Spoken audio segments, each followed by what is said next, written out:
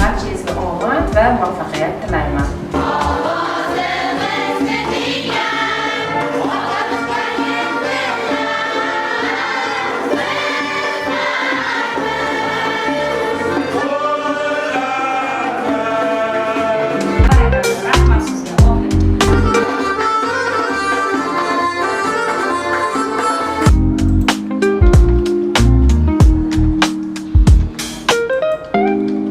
Bolalarga mavzu bo'yicha tezkor 5 ta savolni beraman.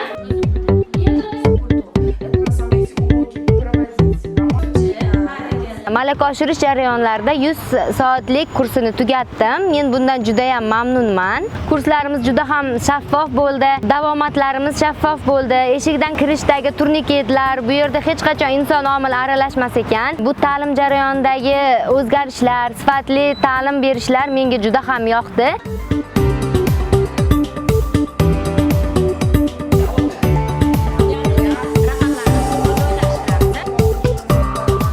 Muomala madaniyati eng dolzarb masalamiz bo'lib qolishi.